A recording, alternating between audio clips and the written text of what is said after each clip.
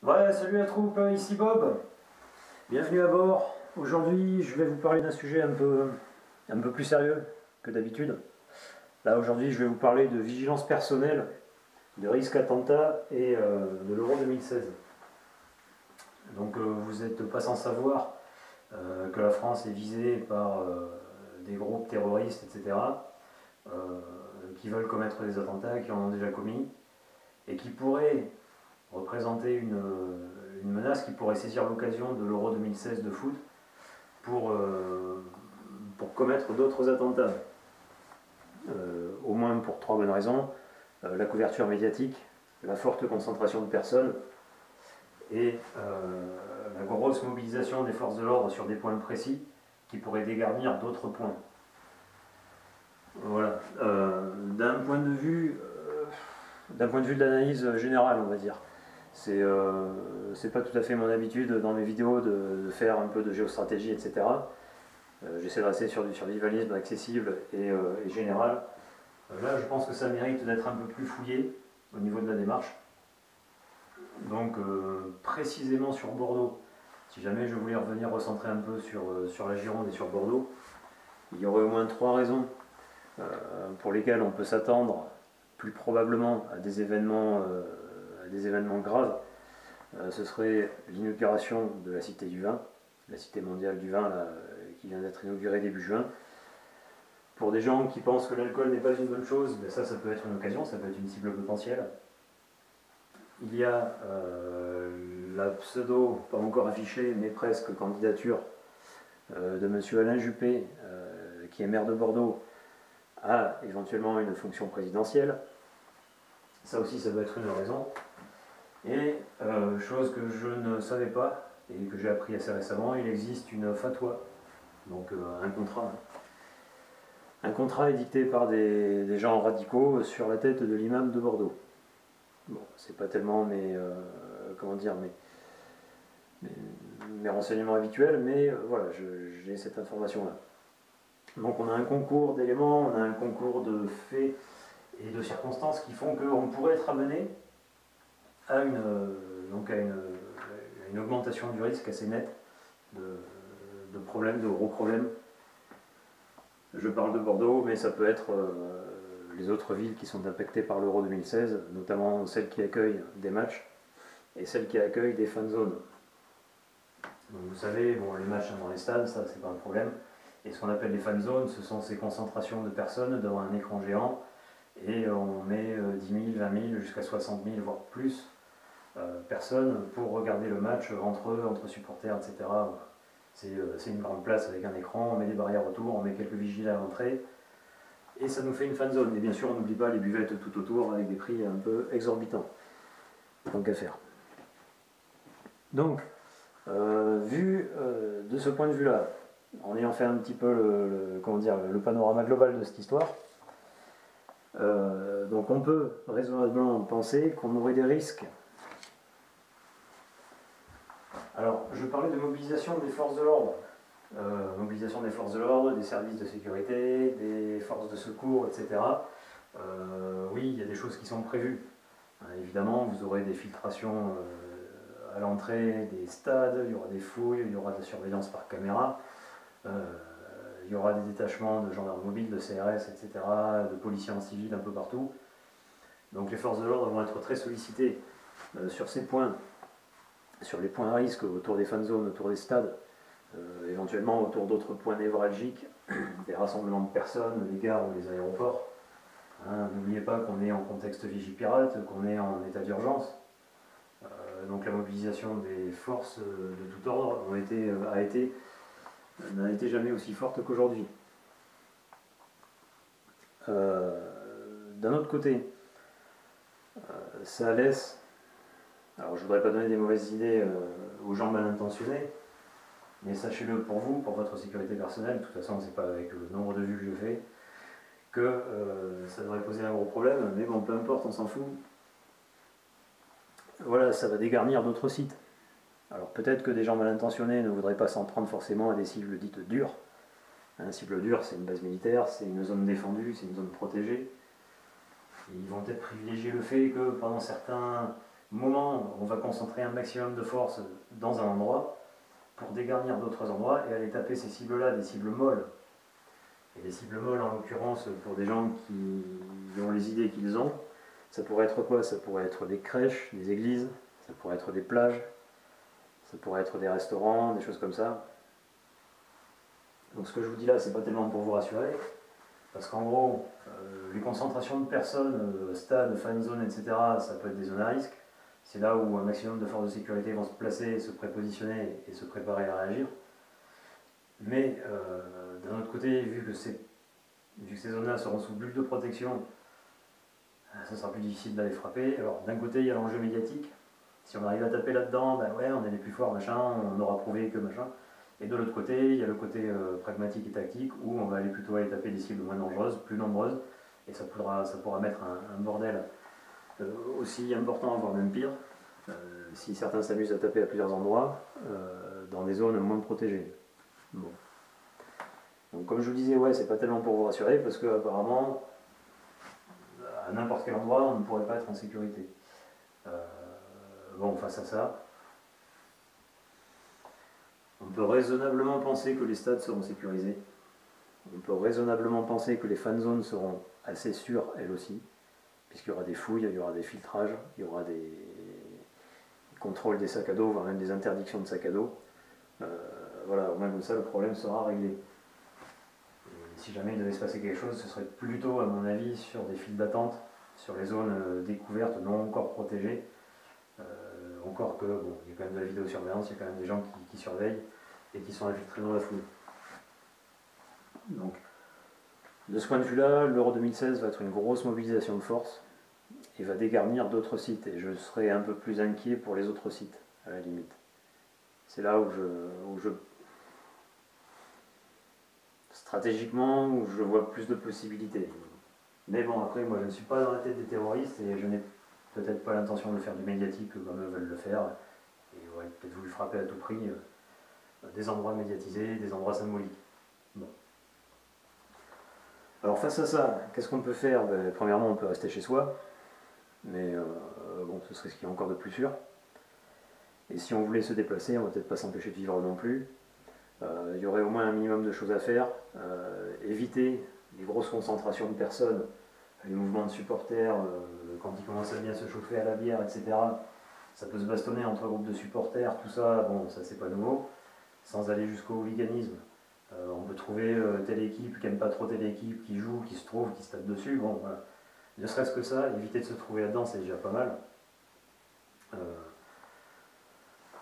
D'autre part, bon, tout ce qui peut être église, plage, etc., restaurant, bon, ben voilà, après c'est le gros point d'interrogation. Si ça tombe le jour où vous êtes au restaurant ce jour-là et que ça tombe à côté, bon, ben voilà. Mais on peut au moins voilà, limiter les risques en évitant les zones. À la limite, si vous voulez emmener vos gosses ou y allez-vous entre potes, etc., voir une fan zone, voir un match, etc., j'allais dire, repérez les sorties de secours, mettez-vous pas trop loin, regardez où sont placés les agents de sécurité, où sont placés les corps de police, etc., et mettez-vous plus de ce côté-là, parce qu'à la limite, plus il y aura de policiers, et moins il y aura de chances de laisser passer les voitures chargées de bombes ou de choses comme ça. À la limite, certaines fan zones sont protégées par un double barriérage, voire un triple barriérage, plus des interdictions de circuler autour. Normalement, un type qui se trimballe avec 2 pains de plastique dans les poches, s'il se fait sauter au milieu d'une rue vide, parce qu'il ne pourra pas approcher plus, bon, les dégâts seront assez limités. Donc voilà, après à voir comment vous voulez. Faites votre analyse, analysez un peu le site, analysez la zone, réfléchissez un peu par vous-même aussi. En consigne de comportement qui peut être intéressant, c'est, donc je vous l'ai dit, les forces de l'ordre, de secours, etc. sont mobilisées depuis un certain temps, sont mobilisées en permanence, encore plus sur les dents maintenant, vu qu'il y a cet enjeu avec l'euro et les risques un peu plus aigus que d'habitude. Donc évitez de vous faire remarquer et de vous faire gauler pour des conneries. Du genre, présentez-vous à la fouille pour une fan zone et ne vous trimballez pas avec ça ou même avec ça. Voilà, hein, le bon vieux couteau de campagne, tout ça. Et vous buvez de la bière dans une fan zone, vous n'allez pas faire le pique-nique avec le saucisson. Ou alors le saucisson, vous l'achetez dans le sandwich. Parce qu'ils veulent ça. Mais voilà, ne vous faites pas gauler avec des trucs comme ça. Au mieux, on vous confisque ça, on vous dégage de la fan zone. Au pire, vous allez avoir des problèmes, vous serez emmené au poste, etc. Ce serait con. N'oubliez pas qu'on est dans un état d'urgence, avec un arsenal répressif, judiciaire, etc., qui fait que vous pourriez risquer des problèmes plus importants que ce que ça pourrait occasionner d'habitude. Donc à partir de là, soyez souple, soyez discret, ne vous faites pas remarquer, n'oubliez pas que voilà, les forces de l'ordre seront peut-être moins tolérantes sur certaines choses, et les gens étant fatigués, usés et sollicités en permanence seront peut-être un peu moins tolérants, entre guillemets, ne serait-ce que d'un point de vue comportemental, ce qui est tout à fait normal d'ailleurs, il faut remettre les choses à leur place. Ce que vous pouvez faire aussi, alors pour les gens qui s'occupent de survivalisme, qui s'intéressent à la question, tout ça, qui ont déjà une certaine préparation à un niveau plus ou moins avancé, peu importe, vous avez un sac d'évacuation peut-être, vous avez peut-être déjà fait un repérage autour de chez vous, repérer des points d'eau, repérer des zones pour évacuer, etc. Bon, ça c'est peut-être un travail que vous avez fait. Vous avez peut-être, ce dont j'avais parlé dans une de mes vidéos au début d'introduction, le décès, le bordel de tous les jours. Alors, peut-être pas la peine aujourd'hui de se trimballer avec des trucs dans tous les sens, des bidules, machin, des briquets, des couteaux, des trucs, ça serait plus suspect qu'autre chose. Par contre, dans un EDC avec un risque attentat ou un risque de fusillade multiple, voilà, ce qui pourrait être utile, c'est ça. Quelques compresses, bon, j'en mets que quelques-unes pour l'exemple, mais vous pouvez en mettre quelques-unes. Ou mieux, si vous avez des pansements absorbants ou des coussins hémostatiques, pour vraiment stopper une hémorragie, une blessure par balle, on ne peut pas faire grand-chose, au moins stopper l'écoulement de sang. Une petite écharpe triangulaire, alors pas pour faire un bandage pour une fracture, mais pour aider à tenir un pansement, un autre compresse, ou qui pourrait même ça servir de compresse. 2-3 bandages, des petites, une grande, enfin voilà. Éventuellement un bout de sparadrap aussi pour maintenir le bandage, pour maintenir une compresse à l'arrache, ou même une mauvaise plaie ouverte, essayer de refermer à peu près pour limiter l'écoulement de sang. Voilà, du basique, du bricolage. On ne cherche même pas à désinfecter, sachant que dans une foule de fan zone, après moi j'ai pas toutes les consignes des gardiens à l'entrée, mais c'est, imaginons un peu comme dans un aéroport, où on va vous autoriser des flacons de 100 ml et rien en dessus. Pas la peine de prendre de bidon de Dakin ou de Biceptine.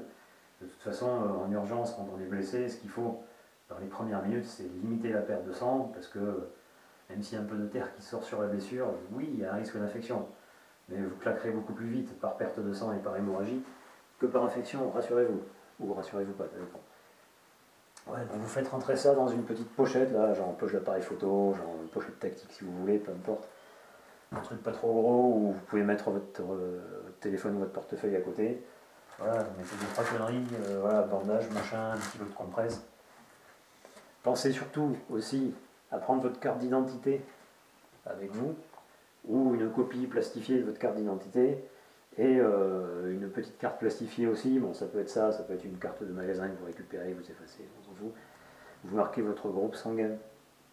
Si vous prenez un traitement médical régulier, ou si vous avez un problème, hémophilie, asthme, ce genre de choses, peut-être votre numéro de sécurité sociale et les coordonnées d'une personne à contacter en cas de problème. Ça peut être votre conjoint, ça peut être vos parents ou vos enfants, avec éventuellement, pas toute l'adresse, mais au moins la commune de résidence, pour que si jamais vous aviez un problème, on puisse vous identifier et appeler des proches pour s'occuper de vous. Voilà, donc ça, gardez-le pareil avec votre petit kit là, de bobologie.